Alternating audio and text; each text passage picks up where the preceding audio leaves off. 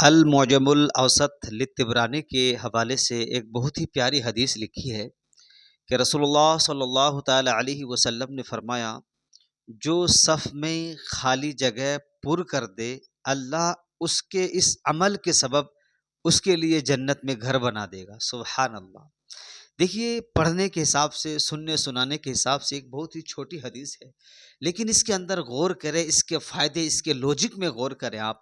سب سے پہلی بات تو یہ ہے کہ نماز کے ذریعے سے بھی اسلام اتحاد و اتفاق کا جو ہے درس دیتا ہے۔ اسلام یہ چاہتا ہے کہ مسلمان دل و جان دونوں طرح سے ایک ساتھ کھڑے ہو جائے۔ دوسرا جو اس کے فائدے ہمیں ملے کہ شیطان کے لیے راستہ بند کر دے، کیونکہ خالی جگہوں میں شیطان وسوسہ ڈالتا ہے اور جو ہے دلوں میں نفرت، دوری پیدا ہوتی ہے۔ تو اس دوری کو، اس نفرت کو، اس وسوسہ کو ہی ختم کر دیا جائے۔ نمبر 3، نماز کی ظاہری خوبصورتی اور تربیت بھی دیکھیں آپ، یعنی ایک ڈسپلن کا پتہ چلتا ہے کہ صف بندی، کوئی بھی خالی جگہ ہو اس کو جو ہے پور کر دیا جائے، اور اس سے نماز کا منظر بھی بڑا دلکش لگتا ہے۔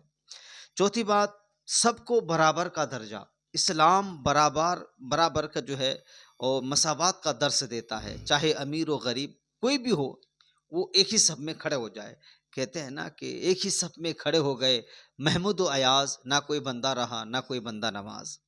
پانچویں بات، اجر و مغفرت، ثواب اور مغفرت کا ذریعہ بھی ہے صف پوری کرنا۔ جس طرح نماز پڑھنا ثواب کا کام ہے، مغفرت کا ذریعہ ہے، اسی طریقے سے صف کو پوری کرنا بھی، یہ بھی ثواب اور مغفرت کا ایک ذریعہ ہے۔ اور یہ ظاہر کرتا ہے کہ چھوٹا سا عمل بھی اللہ کے نزدیک اللہ اگر قبول کر لے تو ایک صف پوری کرنا، اس کی وجہ سے بھی اللہ بخشش فرما دے۔ تو کوئی بھی چھوٹی سے چھوٹی نیکی کو بھی ہمیں نہیں چھوڑنا چاہیے۔ اور چھٹی بات، سب سے امپورٹنٹ بات یہ ہے کہ صرف نماز کی صف ہی تک محدود نہ رہا جائے، یعنی صرف نماز کی صف میں جو خالی جگہ ہمیں نظر آتی ہے صرف اس کو پر نہیں کرنا ہے، بلکہ زندگی کے ہر شعبے میں ہمیں دیکھنا ہے کہ کہیں بھی کوئی کمی ہو تو ہمیں اس کمی کو دور کرنے کی کوشش کرنی چاہیے۔ تو رسول اللہ صلی اللہ تعالی علیہ وسلم نے فرمایا، جو صف میں خالی جگہ پر کر دے، اللہ اس کے اس عمل کے سبب ان کے لیے جنت میں گھر بنا دے گا۔ سبحان اللہ۔